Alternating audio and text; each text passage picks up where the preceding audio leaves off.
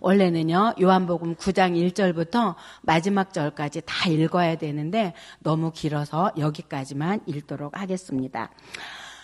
전 세계적으로 1960년대부터 70년대 이 시기에 약물로 인해서 신체적 결함을 가진 아이들이 많이 태어났던 시기가 있었습니다.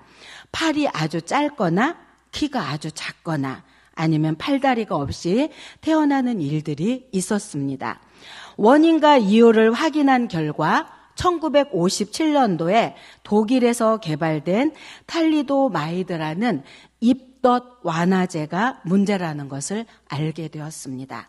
입덧이 심한 임산부들이 입덧을 줄이기 위해서 복용한 결과 신체적 결함을 가지고 태어나는 불행한 일들이 전 세계적으로 발생했다는 사실이 밝혀졌습니다.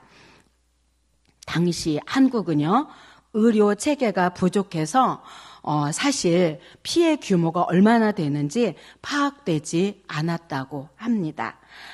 한 집안에 이러한 신체가 불편한 가족이 있으면 부모님들은 이렇게 한탄을 했죠.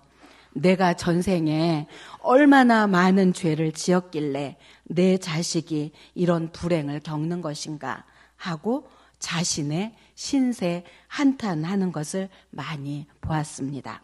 오늘 본문 1절에도 날 때부터 장애를 가진 한 사람이 등장합니다. 어느 날 예수님과 제자들은 길을 가다가 어떤 맹인을 보게 됩니다. 제자들과 사람들이 예수님께 물었습니다. 이 사람이 맹인으로 난 것이 누구의 죄로 인함이니까? 자기니까? 그의 부모니까? 이렇게 평범해 보이는 이 질문에는 당시 유대인들의 신학적 관점이 담겨 있습니다. 그들은 고통의 원인이 죄라고 믿었고 따라서 이 사람의 맹인이 된 원인을 알고 싶어 했습니다. 여러분은 어떻게 생각하시는지요? 그 사람의 죄 때문일까요? 아니면 그의 부모의 죄 때문일까요? 둘 중 그의 부모가 죄를 지었기 때문이다라는 말은 이해하기 쉽습니다. 그러나 만약 날 때부터 맹인된 그 사람이 자신의 지은 죄로 맹인이 되었다고 생각하면 그는 분명 부모의 뱃속에서 죄를 지었다는 말이 됩니다. 하지만 태아가 할 수 있는 행위는 극히 제한적이기 때문에 그렇게 큰 죄를 지었다고 보는 것은 그리 합리적이지도 납득이 잘 되지도 않는 설명일 것입니다. 또 신학적으로 인간이 원죄가 있다는 점을 들어서 그가 원죄에 대한 심판을 받았다고 말할 수도 있을 것입니다. 그러나 원죄로 인해서 심판을 받았다고 말한다면 그것은 다른 문제들을 불러옵니다. 원죄는 아담 아래서 우리 모두가 죄인이 되었다는 것입니다. 그런데 일부의 사람들만 태어나면서 장님이 되었다면 사람들은 하나님의 공의나 형평성의 문제를 제기할 것입니다. 사랑하는 우리 송원교회 영가족 여러분, 우리는 먼저 누구의 죄 때문인가 원인을 찾는 것에 신중해야 하겠습니다. 우리가 어떤 사람의 어려움이나 고통이나 힘든 상황을 보면서 그것이 모두 죄로 인한 것이라고 여기는 것에 신중해야 한다는 것입니다. 사람들이 병에 걸리거나 사업에 실패하거나 어려움을 겪는 일을 모두 죄 때문이라고 말하며 회개하라고 말하는 것은 욥의 친구들이 저지른 실수와 같다고 할 수 있겠습니다. 사실 우리는 어떤 죄가 어떤 문제를 일으켰는지 정확히 판단할 능력이 없습니다. 또 설사 원인을 알았다 해도 그것을 지적하는 것이 문제 해결에 직접적인 도움이 되지 않습니다. 중요한 것은 원인 분석보다 문제를 해결하는 것입니다. 말하자면 물에 빠진 사람을 보면 원인을 따지기보다 먼저 구해야 한다는 것입니다. 물에 빠진 원인을 찾고 실수를 분석하는 것은 나중에 해도 된다는 것입니다. 그럼에도 사람들이 원인을 찾으려고 하는 것은 원인을 찾아내 해결하면 문제도 없어진다고 믿기 때문입니다. 실제로 많은 경우 원인을 아는 것과 문제를 해결하는 것이 연결되어 있기는 합니다. 그러나 인간의 삶에는 너무나도 많은 상호작용이 있어서 무엇이 가장 큰 원인인지 파악하기도 쉽지 않습니다. 또 설사 원인을 알았다고 해도 그것을 단번에 풀기도 어렵습니다. 그래서 대부분 이런 원인을 찾는 일은 문제를 해결하기보다 원망의 대상, 책임의 대상을 찾는 것에 가깝다고 할 수 있겠습니다. 본문에 나온 사람이 맹인이 되었다는 원인을 알았다 해도 어떻게 문제를 해결할 수 있을까요? 그가 회개하면 눈이 보이게 된다든가, 그의 부모가 성전에 가서 큰 화목제를 드린다고 그의 눈이 자연스럽게 떠지는 것이 아니기 때문입니다. 이런 질문은 문제를 해결하기 위한 질문이 아닙니다. 결과적으로 누군가를 희생양으로 삼고자 하는 질문밖에 되지 않습니다. 본문에서 제자들은 기본적인 가정을 잘못하고 있는 상태에서 질문을 한 것입니다. 질문이 잘못되면 우리는 답에 가까이 갈 수 없습니다. 그러나 이런 의문에 예수님은 현명한 답을 해 주셨습니다. 요한복음 9장 3절 말씀입니다. 같이 읽겠습니다. 예수께서 이르시되 이 사람이나 그 부모의 죄로 인한 것이 아니라 그에게서 하나님이 하시는 일을 나타내고자 하심이라. 아멘.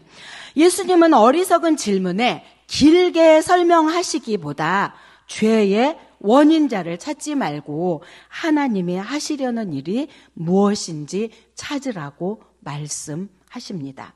사실 우리 인생 여정에 생각하지 않았던 어려움과 고난 앞에서 내일이 보이지 않는 막막한 상황이 닥친다면 쉽지 않은 순종일 것입니다. 그러면 어떻게 해야 고난 앞에서 하나님이 하시려는 일이 무엇인지 찾을 수 있을까요? 그것은 자기를 비우고 겸손히 낮추어야 하나님의 뜻을 찾아가는 영적인 힘이 생기는 것입니다. 하나님을 진심으로 믿고 아는 사람에게 고난은 하나님이 하실 일을 믿고 하나님을 바라보는 곳입니다. 다시 말하면 축복의 장소라는 말씀입니다. 그렇습니다. 어떤 일의 원인을 찾는 일보다 중요한 것은 하나님이 하시고자 하는 일이 무엇이며 그것이 우리의 삶에 어떻게 나타나는가입니다. 우리는 삶의 문제를 대면할 때 우리의 삶에서 하나님이 하시려는 일을 찾아야 합니다. 하나님이 문제를 통하여 하시려는 뜻이 분명히 있음을 발견한다면 그 사람은 반드시 자신이 해야 할 일, 할 수 있는 일이 있다는 것도 발견하게 될 것입니다. 말씀에서도 예수님은 그의 맹인됨이 하나님이 하시고자 하는 일과 관계되어 있다고 하면서 이렇게 말씀하십니다. 요한복음 9장 4절과 5절 말씀입니다. 함께 읽겠습니다. 때가 아직 낮음에 우리가 하여야 하리라. 밤이 오리니 그때는 아무도 일할 수 없느니라. 내가 세상에 있는 동안에는 세상의 빛이로라. 아멘. 그 사람이 맹인으로 태어난 것은 하나님의 일들을 드러내기 위함이라고 말씀합니다. 이 말씀은 맹인의 치유 사건을 보는 시각을 제시하신 것인데요. 우리는 본문에서 맹인이 예수님께 치유를 부탁한 사실을 발견하지 못합니다. 맹인이 예수님께 눈을 뜨게 해달라고 요청하지 않았다는 것입니다. 그를 보내신 아버지의 일들을 하기 위해서 예수님께서 맹인을 치유하셨다는 말씀입니다. 여기서 언급된 하나님의 일들은 5절에서 설명하고 있습니다. 태어날 때부터 전혀 앞을 보지 못하는 자를 보게 함으로 예수님은 구체적이고 강력하게 자신을 세상의 빛으로 계시할 수 있었던 것으로 봅니다. 이 점에서 날 때부터 소경된 사람은 영적인 의미에서 죄악된 인간을 상징적으로 묘사한다고 볼 수 있습니다. 이미 유대인들에게 자신을 세상의 빛으로 선포하신 예수님은 소경의 치유 사건을 통해 그 진리를 구체적으로 선포할 기회를 갖게 되신 것입니다.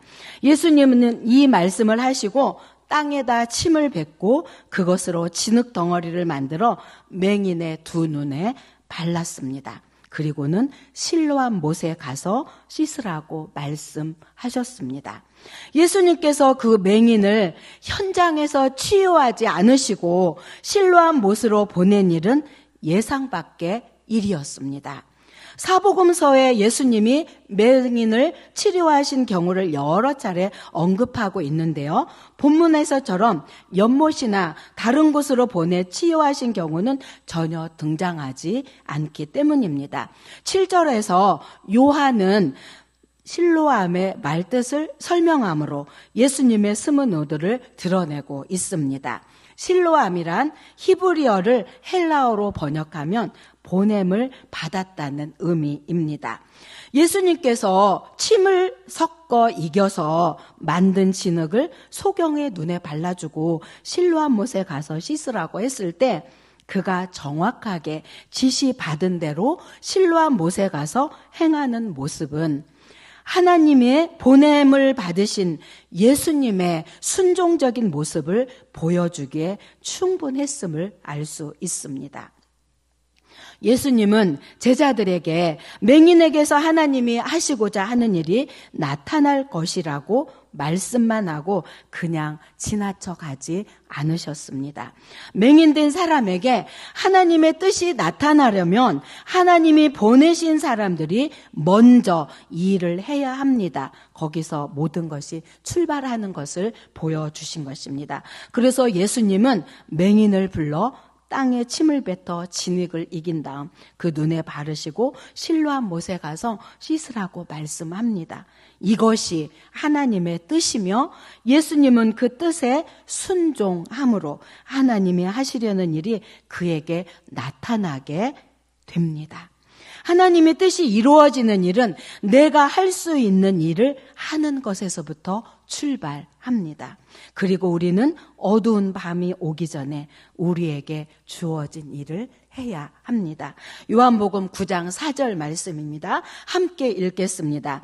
때가 아직 낮음에 나를 보내신 이의 일을 우리가 하여야 하리라.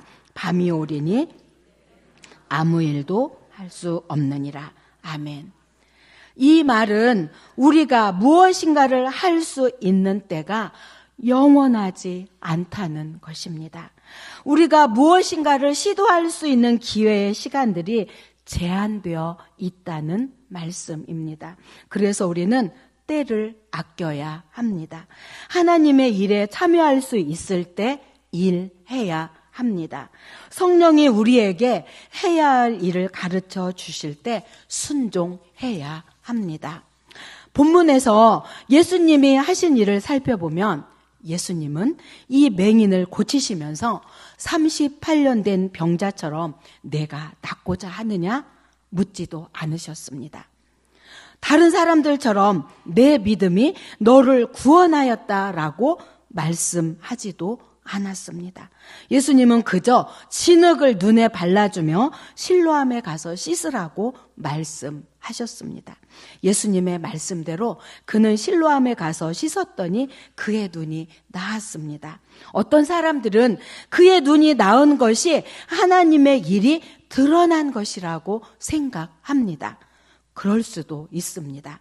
그러나 말씀을 더 읽어보면 그의 눈이 나은 것보다 더 중요한 일이 나옵니다.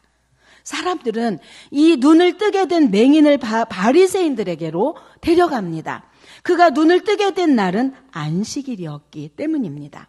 바리새인들은 맹인이 눈을 뜬 일에 관심을 두지 않고 오직 맹인에게 누가 눈을 뜨게 만들었냐고 물었습니다.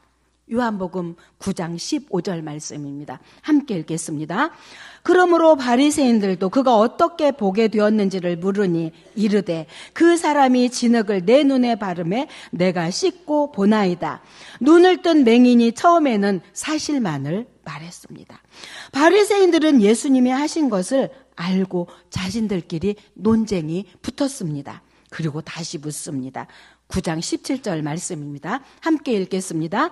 이에 맹인 되었던 자에게 다시 묻되 그 사람이 내 눈을 뜨게 하였으니 너는 그를 어떠한 사람이라 하느냐. 대답하되 선지자니이다 하니 아멘. 그는 이제 자신의 눈을 뜨게 한 예수님을 바리새인들 앞에서 선지자라고 고백합니다. 이것은 매우 담대한 고백이었습니다. 바리새인들은 그의 대답이 마음에 안 들었습니다. 그래서 맹인이었던 사람의 부모를 불러와서 다시 질문합니다. 그의 부모는 그가 날 때부터 맹인이었음을 증언은 하지만 그가 눈을 뜨게 된 일에 대해서는 이렇게 말합니다. 9장 21절부터 22절 말씀입니다. 함께 읽겠습니다. 그러나 지금 어떻게 해서 보는지 또는 누가 그 눈을 뜨게 하였는지 우리는 알지 못하나이다. 그에게 물어보소서. 그가 장성하였으니 자기 일을 말하리이다. 그 부모가 이렇게 말한 것은 이미 유대인들이 누구든지 예수를 그리스도로 시인하는 자는 출교하기로 결의하였으므로 무서워함이로라. 아멘. 그의 부모는 예수님이 아들의 눈을 뜨게 해주셨다는 대답을 회피합니다. 눈을 뜬 아들에게 직접 물어보라고 대답을 회피합니다. 그의 부모는 다른 사람들처럼 예수님을 그리스도라고 말하는 것을 두려워했습니다. 하나님이 보낸 구원자라고 말하기를 주저했습니다. 왜냐하면 그렇게 말하면 자신들의 사유에서 쫓겨날 수도 있었기 때문입니다. 맹인의 부모가 정확한 대답을 회피하자 바리새인들은 맹인을 다시 직접 불러 질문합니다. 눈을 뜬 맹인은 집요하게 묻고 있는 바리새인들이 너무나 답답했습니다. 아무리 사실을 말해도 믿지 않는 그들을 이해할 수 없었습니다. 눈을 뜬 맹인이 바리새인들에게 담대하게 묻습니다. 왜 사실을 믿지 않냐고 반문합니다. 그러자 바리새인들은 이 눈뜬 자를 예수님의 제자로 몰아붙입니다. 그러자 눈뜬 자는 내가 너희들에게 이미 말했는데 너희가 들으려고 하지 않는다고 불평하면서 이렇게 말합니다. 왜 그것을 다시 듣고자 하느냐? 너희들도 그의 제자가 되고자 하느냐? 라고 비꼬아 대답합니다. 우리는 우리의 주목을 끄는 것은 바로 이것입니다. 너희들도 그의 제자가 되고자 하는 질문입니다. 너희들도 그의 제자가 되고자 하느냐? 이 질문 자체는 그가 이미 예수님의 제자가 되었음을 전제하는 말입니다. 그러자 바리새인들은 그의 말을 받아서 너는 그의 제자이지만 우리는 모세의 제자이다라고 주장합니다. 눈뜬 자의 이러한 주장을 통해서 우리에게 심어주는 강한 메시지가 있습니다. 평생 한 번도 보지 못했던 소경은 예수님의 표적으로 말미암아 그의 육안이 열렸을 뿐만 아니라 그의 눈이 떠졌을 뿐만 아니라 그의 영안까지 열려 예수님에 대해 놀라운 사실을 거침없이 증거하고 있다는 것입니다. 이 사람은 자신이 예수님의 제자됨을 거부하지 않고 오히려 바리새인들에게 충고를 하고 있는 것입니다.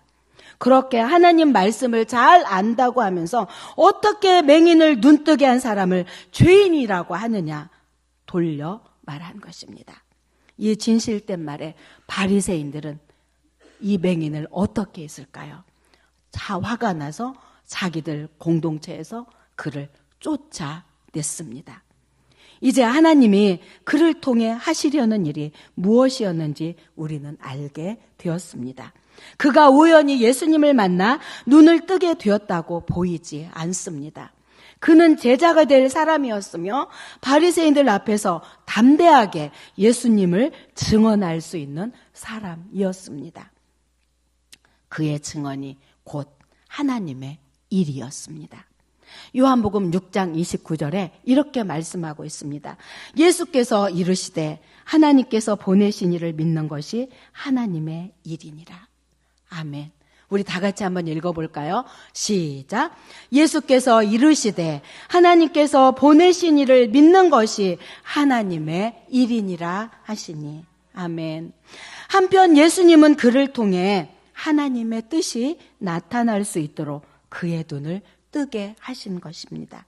그가 하나님의 일을 증언하도록 만드는 계기를 주셨습니다. 그가 눈을 뜨자 하나님은 그를 통해 예수님을 증거하게 하시고 바리새인들과 같이 믿지 않는 자들의 맹인됨을 보여주셨습니다. 정말 그를 통해 하나님이 하시려는 일이 나타나게 되었습니다. 사랑하는 우리 송원교회 영가족 여러분, 우리 삶에는 우리가 어찌할 수 없는 어려운 문제들을 만나게 됩니다. 사람들은 우리들의 문제를 보며 원인이 무엇인지 찾으려 합니다. 하지만 하나님은 우리에게서 하나님의 뜻이 나타나기를 바랍니다. 우리의 삶의 형편이 어떠하든지 하나님이 하시려는 일이 있다는 것을 믿어야 하겠습니다. 그리고 그것을 믿었다면 우리 자신이 먼저 해야 할 일이 있다는 것도 알아야 하겠습니다. 성령은 우리에게 지혜를 주셔서 해야 할 일을 하게 하실 것입니다. 우리가 그렇게 성령의 인도하심을 따라 순종하면 분명 하나님의 뜻이 나타날 것입니다. 눈을 뜨던 눈을 뜨지 않든 우리는 그리스도를 증거하고 하나님의 영광을 나타나게 될 것입니다. 이를 통해 문제가 문제되지 않는 놀라운 축복에 참여하게 될 것입니다. 아멘.